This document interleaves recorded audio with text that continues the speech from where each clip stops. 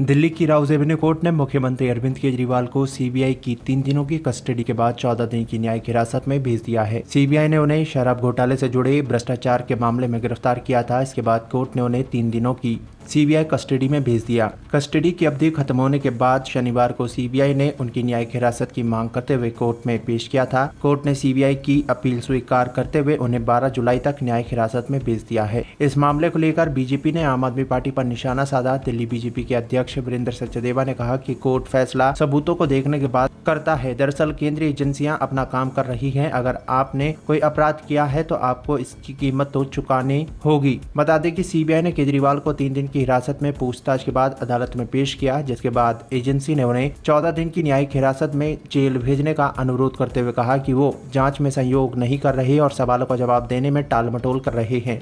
Agency ने अपनी remand याचिका में ये भी आशंका व्यक्त की कि मुख्यमंत्री हिरासत में पूछताछ के दौरान अपने सामने आए गवाहों और सबूतों को प्रभावित कर सकते हैं, साथ ही उन संबंधित गवाहों को भी प्रभावित कर सकते हैं जिनके बयान अभी दर्ज किए जाने बाकी है। केजरीवाल को सीबीआई ने 26 जून को तिहाड़ जेल से गिरफ्तार किया था, जहां वो प्रवर्तन निर्देशालय द्वारा दर्ज धन शोधन के एक मामले में न्यायिक हिरासत में थे। विशेष न्यायाधीश सुनयना शर्मा ने कहा, इस तथ्य पर विचार करते हुए कि कथित साजिश में बड़ी संख्या में ऐसे लोग शामिल रहे जो आबकारी नीति के निर्माण और कार्यान्वयन में शामिल थे और इसमें ऐसे लोग भी शामिल रहे हैं जो गलत तरीके से अर्जित धन के इस्तेमाल में सहयोग के रूप में काम कर रहे थे। मेरा मानना है कि आरोपी को न्यायिक हिरासत में भेजने के लिए पर्याप्त आधार मौजूद है। न्यायाधीश ने कहा, जांच अभी भी जारी है और जांच के दौरान एकत्रित किए जाने वाले अधिक साक्ष्य के संबंध में आरोपी से हिरासत में पूछताछ की आवश्यकता हो सकती है। इस तरह आरोपी अरविंद केजरीवाल को 12 जुलाई तक न्यायिक हिरासत में भेजा जाता है। अपने समक्ष प्रस्तुत सबूतों पर गौर करते हुए कोर्ट ने कहा कि जांच से पता चला है केजरीवाल के करीबी सहयोगी आरोपी विजय नायर आम आदमी पार्टी के मीडिया प्रभारी थे और उन्होंने 2021 और 22 की आबकारी नीति में उनके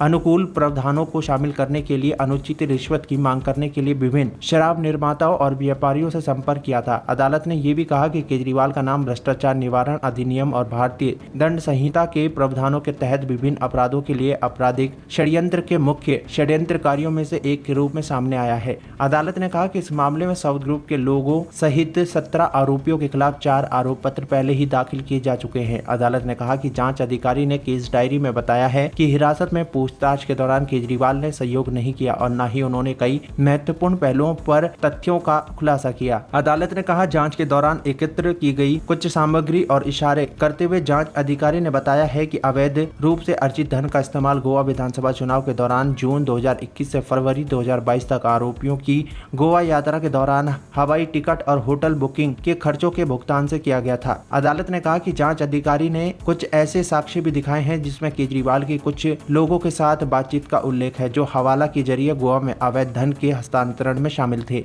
न्यायाधीश ने कहा कि अदालत केस डायरी की जांच कर सकती है, लेकिन जांच अधिकारी द्वारा एकत्र की गई साक्ष्य सामग्री को एजेंसी द्वारा अंतिम रिपोर्ट दाखिल किए जाने तक आरोपियों के साथ साझा नहीं किया जा सकता। सीबीआई ने अपनी रिमांड याचिका में कहा कि हिरासत में पूछताछ के दौरान केजरीवाल ने जांच में सहयोग नहीं किया और जानबूझकर गोलमोल जवाब दिए। याचिका में कहा गया, सबूतों के सामने रखे जाने पर उन्होंने दिल्ली की आबकारी नीति 2021 और 22 के तहत थोक विक्रेताओं के लिए लाभ मार्जिन 5% से बढ़ाकर 12% करने के संबंध में उचित और सही जवाब नहीं दिए। याचिका में कहा गया है वो ये भी नहीं बता सके कि कोविड की दूसरी लहर के चरम के दौरान संशोधित आबकारी नीति के लिए मंत्रिमंडल की मंजूरी एक दिन के भीतर जल्दबाजी में कैसे प्राप्त की गई, जबकि साउथ ग्रुप के आरोपी व्यक्ति दिल्ली में डेरा डाले हुए थे और उनके करीबी सहयोगी विजय नायर के साथ बैठक कर रहे थे। याचिका में कहा गया है कि केजरीवाल ने दिल्ली शराब कारोबार के विभिन्न हितधारकों के साथ अपने सहयोगी विजय नायर की बैठक के बारे में सवालों को टाल दिया और मुंगुटा श्रीनिवासुलु रेड्डी, आरोपी अर्जुन पांडे और आरोपी मुत्था गौतम के साथ अपनी बैठक के बारे में उचित स्पष्टीकरण देने में असमर्थ रहे।